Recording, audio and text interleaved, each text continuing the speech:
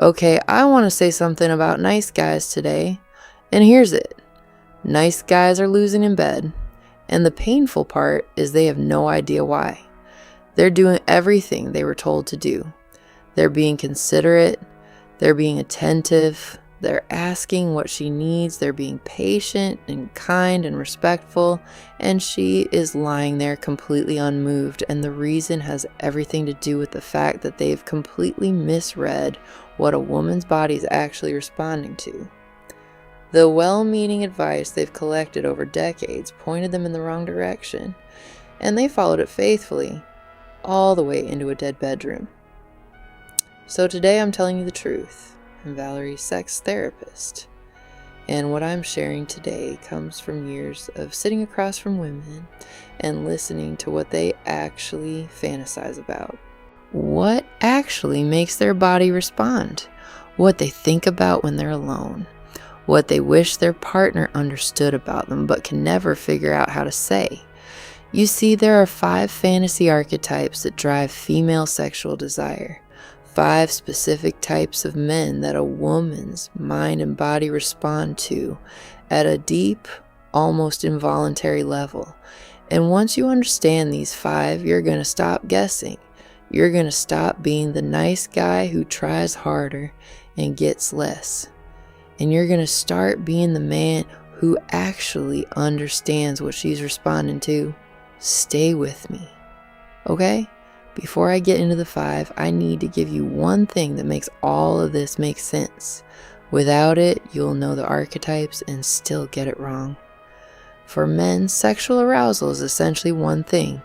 Something visual happens, the body responds, and everything else follows.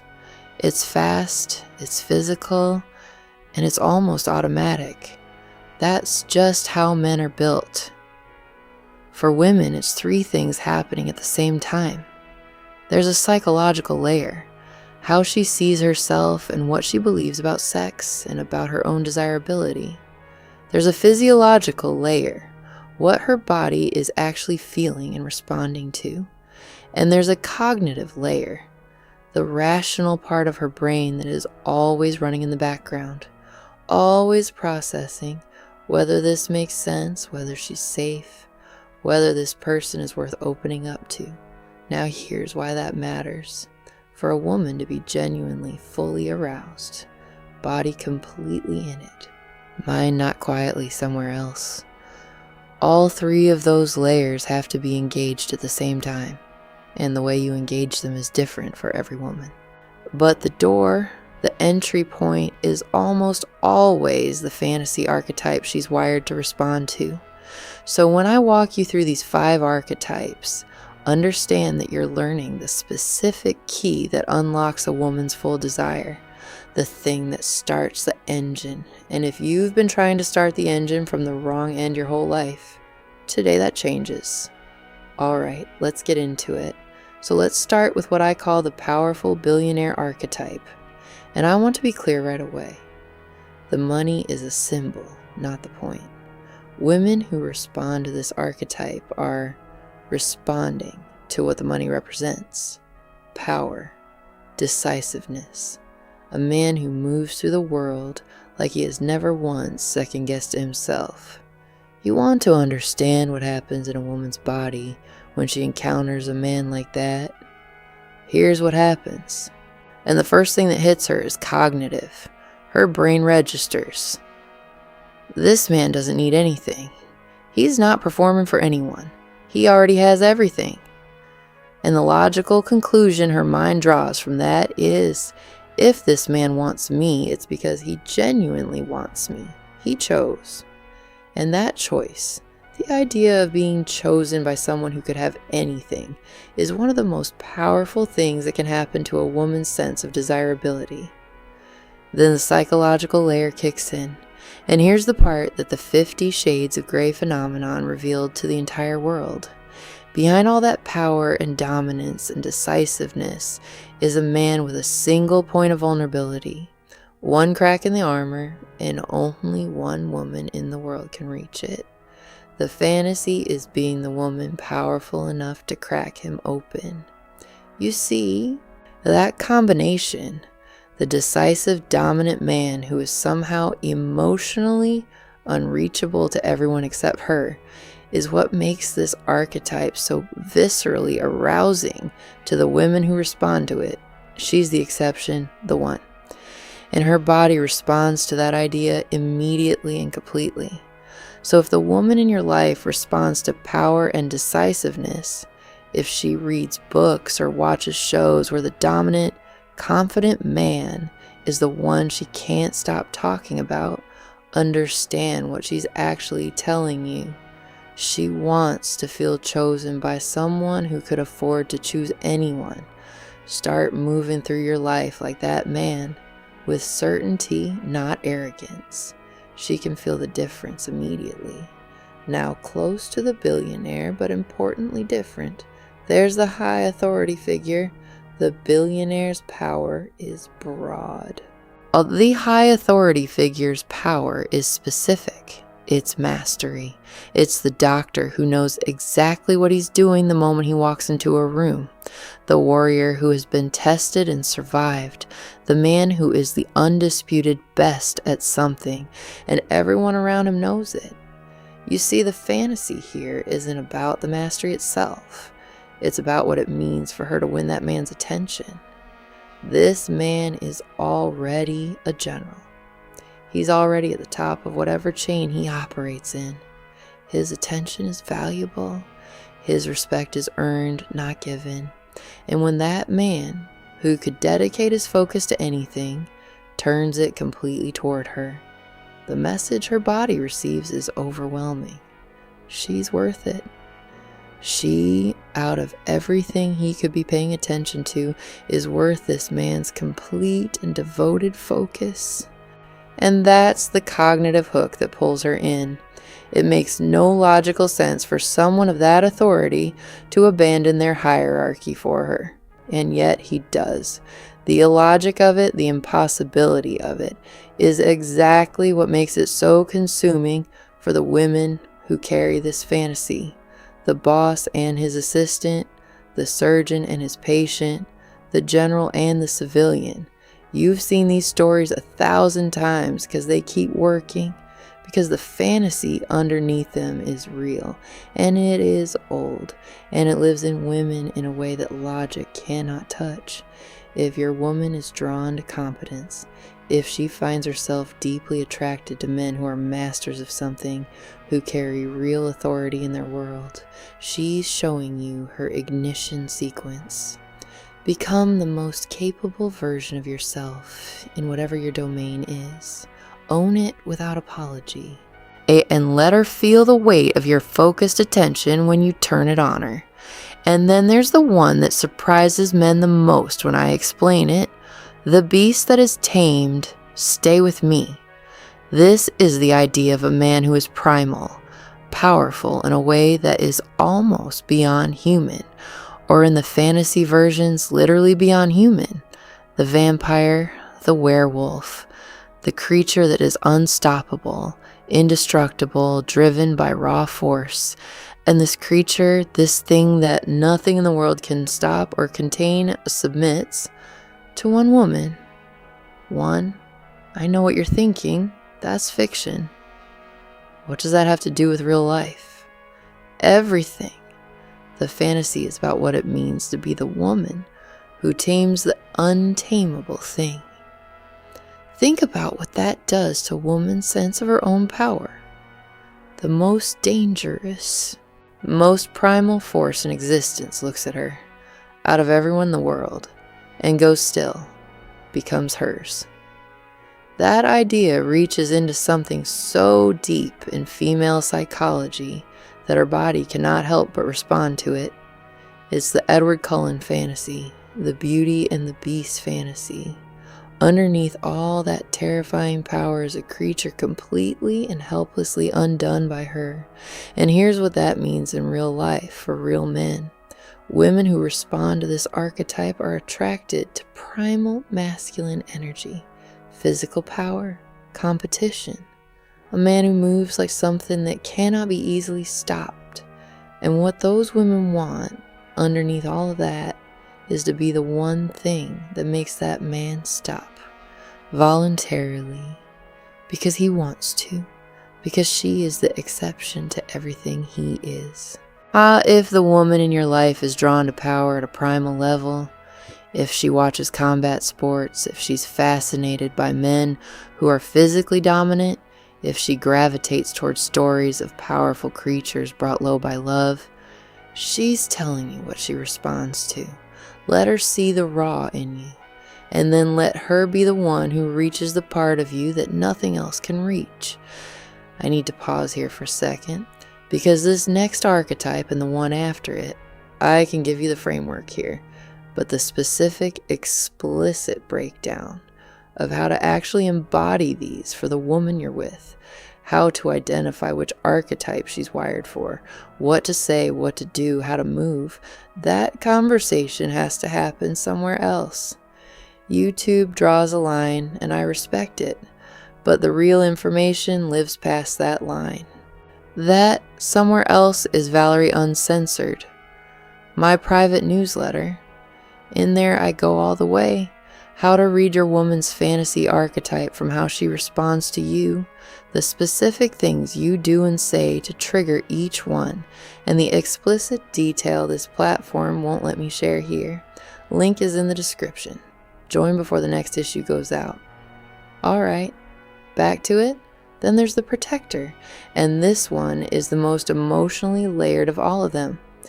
Because the women who respond most powerfully to this archetype are almost always women carrying something heavy, a transition, a fear, a vulnerability they haven't said out loud to anyone. Every woman grew up being protected by someone, a parent, an older sibling, someone who stood between her and the world and made her feel like nothing could get to her.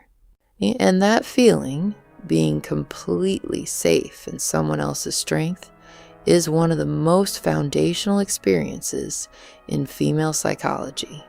And here's what most men never realize.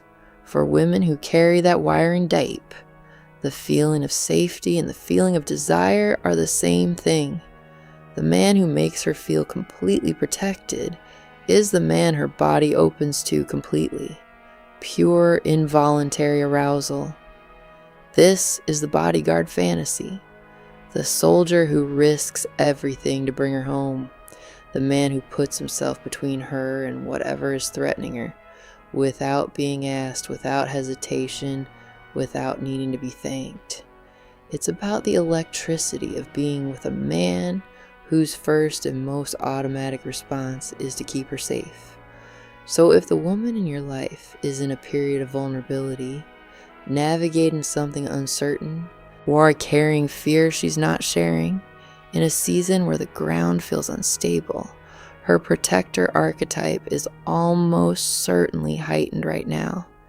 And the man who steps into that space, who makes her feel like he has it handled, who moves through the chaos of her life like he is completely unshakable, that man has access to something inner that no amount of niceness or romance ever will. Be the thing she can lean against completely and watch what happens. And then there's the most dangerous one of all, and I say that as a woman who has seen what it does, the mysterious man. This is the rarest of the 5, and it works completely differently from the others. The other 4 archetypes draw women in through something that makes her feel good, feel safe, feel chosen. The mysterious man draws women in through obsession. Here's why it works. Women are cognitively wired to solve things, to figure out what's happening beneath the surface of a person. And when a man is emotionally distant, aloof, hard to read, giving just enough to keep her interested, but never enough to feel like she really has him, her brain treats him like a puzzle. And some women cannot put a puzzle down. Her physical attraction to him is almost beside the point. Whether he's actually good for her is beside the point. The cognitive challenge of him is what hooks her. She wants to crack him open. She wants to be the one who gets in. She wants to prove she's interesting enough, perceptive enough to unlock the man that no one else can unlock, Mr. Darcy. Every brooding, emotionally sealed man in every novel written in the last 200 years. Jane Austen understood this in 1813. The mysterious man archetype is that old and that persistent because the cognitive hook it creates in certain women is genuinely that powerful. But hear me clearly on this. This archetype works specifically on women who are challenge-oriented and at a stage in life where the chase still feels exciting. Younger women, women in transition, women who haven't yet paid the price that chasing unavailable men almost always eventually costs. Mature women, women who know themselves, who understand their own value, are far less susceptible to this one. They've learned that mystery is often just another word for unavailable, and unavailable doesn't age well. So if you're a man who is naturally warm and direct and present, do not manufacture mystery by becoming cold or withholding. Performing an archetype that isn't yours is something women can smell immediately. It's worse than being the nice guy. It's being the nice guy pretending to be something else. Okay, let me pull this all together. Knowing these 5 archetypes is only half of it. The other half is understanding something researchers call concordance. And I want to translate that into something you can actually use. Every woman has her own ignition sequence. Some women are wired visually. She sees something, a look, a posture, the way a man carries himself in a room, and that starts the engine. Everything else follows from there. For other women, it starts with something sensory, a touch, the feeling of being physically close to someone, the warmth of a body near hers. The engine starts from what she feels against her skin. For other women, and this is especially true for older women, educated women, women who live largely in their heads, it starts with something mental, a story, a conversation that engaged her, something she read or watched that put an idea in her mind and let it grow. Her arousal starts in her imagination and her body follows. You see, the mistake most men make is assuming their woman's ignition sequence is the same as theirs. It almost never is. And every time you try to start her engine from the wrong end, you get nothing. You walk away confused. She walks away feeling like something that doesn't quite fit with the man she's with. So here's what I want you to take from today. Watch what she's drawn to, what she reads, what she watches, the characters she can't stop talking about. She's showing you her fantasy archetype. See and pay attention to where her arousal actually starts.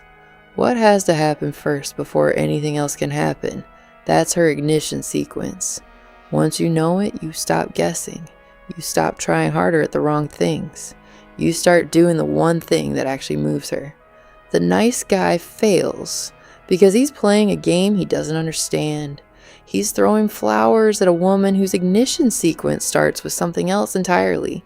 And all the flowers in the world will not start that engine. The man who understands her fantasy archetype, who knows her sequence, who moves like the thing she's actually wired to respond to, that man doesn't have to try harder. He just has to understand. And now you're starting to.